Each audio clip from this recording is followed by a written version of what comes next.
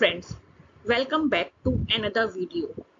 In this video, I will discuss about Shamsuddin Iltutmish, who belongs to slave dynasty. So let's get started. Before going into the details about Iltutmish, we should have a look at slave dynasty or Mamluk dynasty. Slave dynasty or Mamluk dynasty comes under the Delhi Sultanate. Under this dynasty, there were three different dynasties: Qutbi dynasty, first Ilbari or Shamshi dynasty, and second Ilbari dynasty. Qutbi dynasty was founded by Qutbuddin Aibak. After that, Aram Shah, and then Iltutmish or Shamsuddin Iltutmish founded the first Ilbari or Shamshi dynasty. After Iltutmish, Ruknuddin Firoz, Razia Sultan, Behram Shah, Alauddin Masood Shah, Nasiruddin Mahmud. And this dynasty was replaced by second Ilbari dynasty, founded by Ghiyasuddin Balban. And after Ghiyasuddin Balban, the last ruler of the slave dynasty was the Kekubad.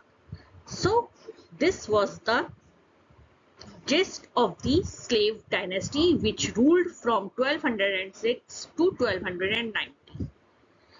A few things you need to know about this dynasty. First of all the three founders of the slave dynasty were the slaves, not all the rulers. Second thing, Alauddin Masood Shah, Nasiruddin Mahmud, and Kekubad. These were the grandsons of the founders of the dynasties. Razia Sultan. The third and the last thing was Razia Sultan was the only lady ruler who ruled under Delhi Sultanate.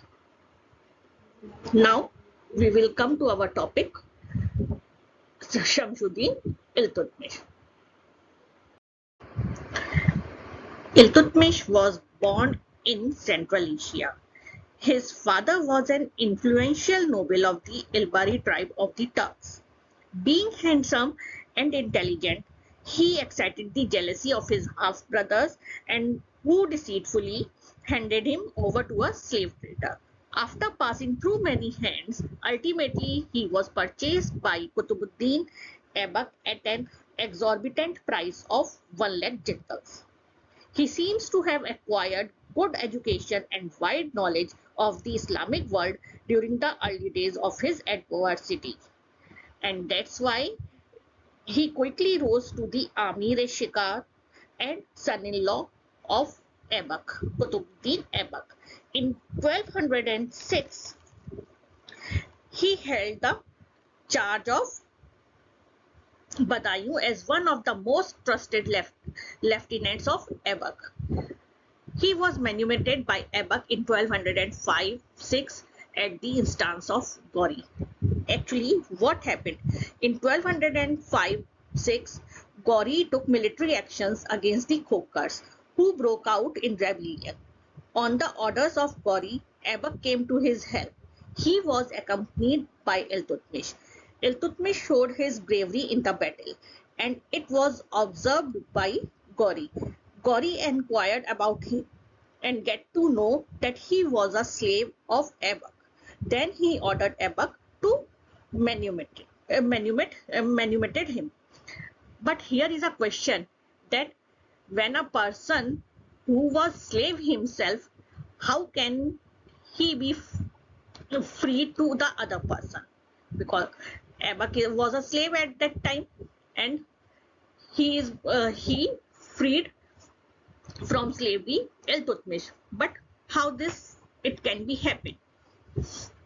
But it was happened at the instance of Gauri.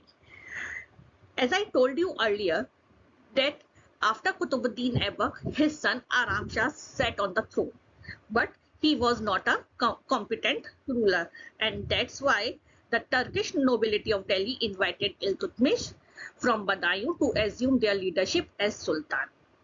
and Aram Shah Iltutmish came to Delhi and he deposed Aram Shah in 1211 and sat on the throne of Delhi. Though the founder of Delhi Sultanate was Aibak, but Iltutmish regarded as the real founder of Delhi Sultanate because he made Delhi the seat of governance in preference to Lahore. Not only this, he strengthened the foundations of the infant Turkish state in northern India by saving it from internal forces of disintegration and external dangers. In spite of his victory over Aram Shah and the popular support of the Turkish nobility of Delhi, Iltutmish's accession to the throne did not go unchallenged. Now, we will look the challenges faced by Iltutmish and also will understand how he solved or tackled them. Nasiruddin Kabacha, slave of Gauri, was the governor of Uch, Sindh and Multan. He occupied Lahore and declared his independence. Ali Mardan Khalji, who was the governor of Bihar and Bengal, stopped sending the tribute to Delhi. Tajuddin Yaldoj, who was the father-in-law of Aibak and also the slave of Gauri, after the death of Gauri, became the Sultan of Ghazni. He tried to assert his political dominance over Iltutmish by sending him the royal canopy and robes of honor at the time of his accession. Iltutmish pocketed his insult as it was not the correct time to react. As luck would have it, in 1215, after being ousted from Ghazni by the Khwarij Shah, Yaldoj occupied Lahore and the whole of the Punjab, expelling Kabacha. He, as the successor of Gauri, claimed not only over the Punjab but also on Delhi. So Iltutmish replied, "You know that today the dominion of the world is enjoyed by the one who possesses the greatest strength. The principle of hereditary succession is not extinct, but long ago destiny abolished this custom." So this led to the hostilities between the Yaldoj and Iltutmish, in which Yaldoj was defeated, imprisoned, and later killed. After the defeat of Yaldoj, Nasiruddin Kabacha occupied Lahore once again. Therefore, Iltutmish challenged him, but Kabacha retreated towards Multan. So Iltutmish defeated him at Mansura, but he did not move further upon Sindh because he wanted to safeguard the northwest frontier. Therefore, Kabacha continued to rule Sindh almost as an independent ruler till his death in 1227. In 1220-21, Iltutmish received the news of Mongol menace in Central Asia under Genghis Khan. Alauddin Mahmud, the Khwarij Shah, was defeated by Genghis Khan. Before Iltutmish could consolidate his position in Punjab, Jalaluddin Mangbarni, the Khwarezm prince, was persuaded by Genghis Khan. Mangbarni crossed the Indus and demanded help from Iltutmish. Iltutmish politely turned down the overture, refusing to be drawn into a fight with the Mongols. He also marched against him with a large army. Mangbarni invaded Sindh, where he came into clash with Kabacha to the great relief of Iltutmish. The scorching heat of Indian summer was not to the taste of the Mongols. Therefore, Genghis Khan retraced towards Central Asia. Mangbarni also left for Khorasan, his homeland, in 1224.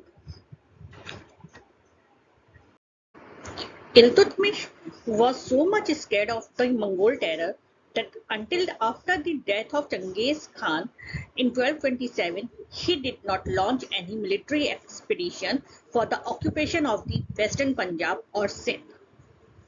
After the death of Genghis Khan in 1227, he launched an offensive against Nasruddin Qabacha from two sides, Lahore and Delhi. Multan and Uch were captured and Qabacha was besieged in the fort of Bakhar. Qabacha made his last bid to escape by plunging into the river and was drowned. Iltutmish placed the province of Multan and Sindh under the charge of two separate governors. By this, I will end my session here. The rest of the things about Iltutmish we will discuss in the next video. Thanks for listening and watching the video.